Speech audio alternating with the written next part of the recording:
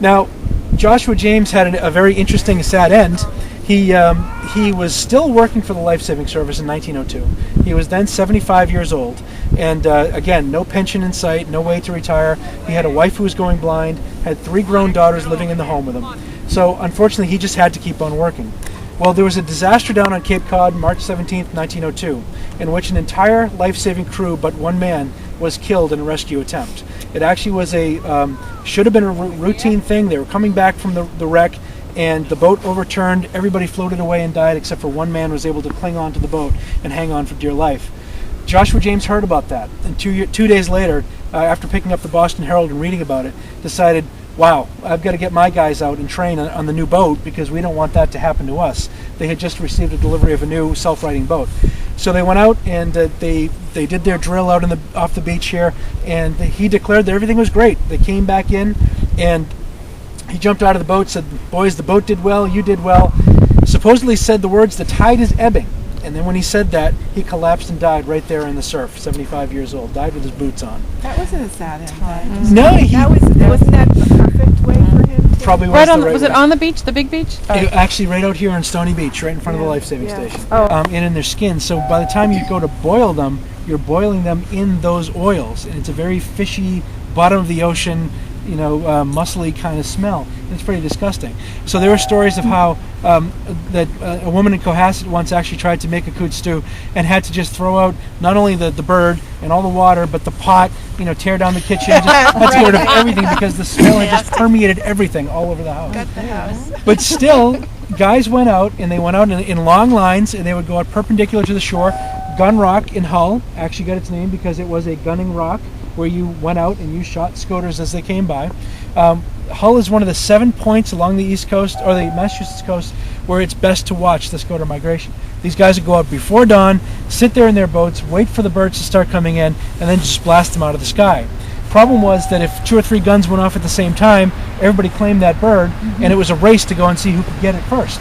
And we've actually seen boats in Situate in the Historical Society barns that have buckshot in the side because maybe somebody had gotten too close to somebody else's bird. It's mine. But so you would then collect these things and bring them home and make these coot stews. And all throughout the fall, in the winter, the newspapers in Hull all had these ads. Come to the Pemberton Hotel, the best coot stew in town. Come to the Atlantic House, the best coot stew in town. It was a big competition all over the community. So we call it a chowder fest. Yeah. That's right. So you have the first town hall. Now, the room up there is very tiny. You can imagine that's the entire thing. That top floor was the entire thing. But when you think about how many people in Hull could actually vote in a town meeting back in 1848, say, you had 250 people living here. Well, let's get rid of all the women because they can't vote, so we don't need them, right? Let's get rid of all the kids. They're not worth it, so we just have, 50 guys, 50 good, sturdy, hardy men. They're going to do all the voting, and that room was more than enough to cover that. So there used to be a jail down in the bottom of the building as well, and if you look at the crime, corruption, and politics, the guy that's being led out of the jail on the very cover of the book is being led out of that corner of the building there. The first Catholic Mass was said in Hull in this church in this building in 1870. As well as possibly, we believe, the first kindergarten class ever taught in the United States was taught in this building as well. So, wow, that's interesting. Yeah. So there's a lot of interesting things about this one building. Today it's the Historical Society. We've mentioned yoga classes that take place up there. Scout groups are allowed to use the building. Historic District Commission has been using it for different things. It's a community center that doesn't get used enough, but should. Now, back here behind the building, we have pictures going back to the 1860s of soldiers, U.S. soldiers, with skates tied around their necks because they're coming over here to go skating on the pond that used to freeze back here. You can't see it now, but it's there, and you can actually see that one of the hockey nets is still there. So that's a tradition that's been going for almost 150 years here in Hull.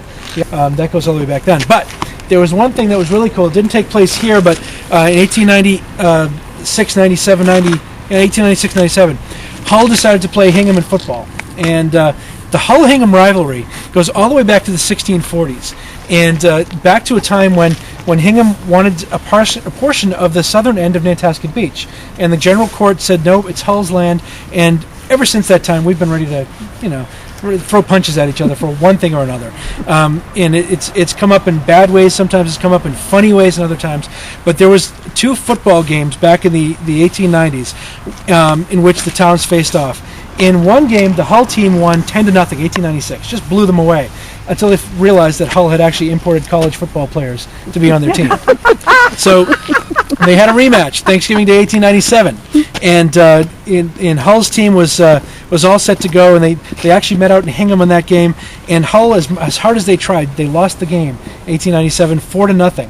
And after the game, they went over by the Hull bench and they found that there had been a stack of brooms there, because Hull was going to claim that they had swept the series and they were going to run with the brooms and taunt the Hingham players. So, but unfortunately, that never happened. That would have been a fun sight.